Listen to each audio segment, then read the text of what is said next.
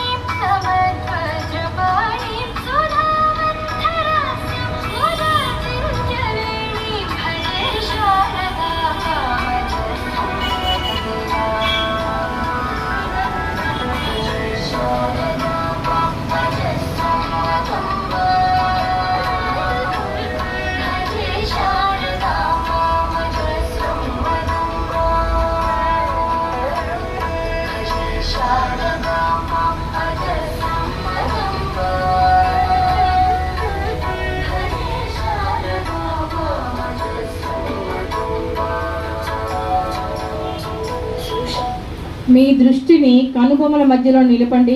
ఇంకా చాలా బాగా సాధన కుదురుతుంది. మత్తులోకి వెళ్ళం.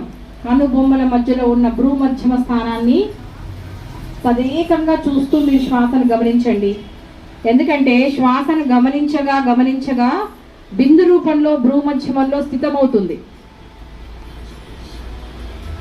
మీరు ఎంతో కాలంగా చేస్తున్న వాళ్ళం కాబట్టి కనుబొమ్మల మధ్యలో దృష్టి నిలపగలిగితే బిందు రూపంలో ఉన్న శ్వాసను గమనిస్తున్నట్టు.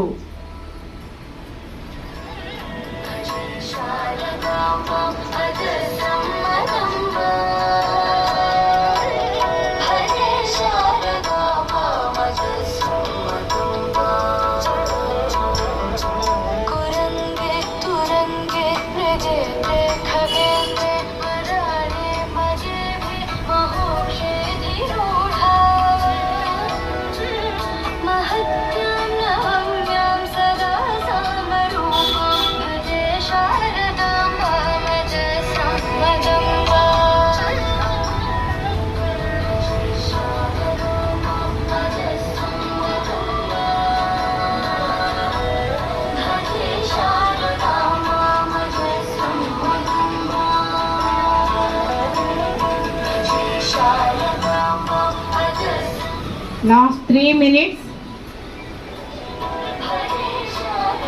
ఎంతో సాధన చేస్తున్నాం, ఎంతో సేవ చేస్తున్నారు.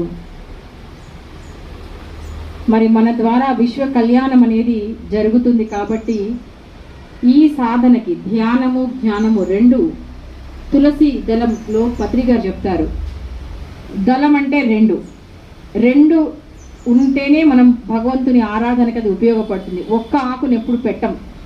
ధ్యానంతో పాటు జ్ఞానం ఉంటేనే ఈ యొక్క సాధన పరిపూర్ణమవుతుంది. కాబట్టి ఆ జ్ఞాన సరస్వతి కటాక్షం మనందరికీ ఉండాలని సంకల్పం చేస్తూ మనము ఈ శక్తిని విశ్వ కళ్యాణానికి ఉపయోగించేటువంటి చక్కటి వివేకము, విచక్షణ, విజ్ఞానం మనకు అందాలని కోరుకుంటూ నిదానంగా కళ్ళు తెరవండి. బ్రహ్మర్షి పితామహ పత్రిజీ గారికి మరొక్కసారి గట్టిగా చప్పట్లతో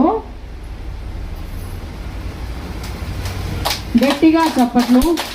గోదాదేవి పిరమిడ్కి కూడా గట్టిగా చప్పట్లు.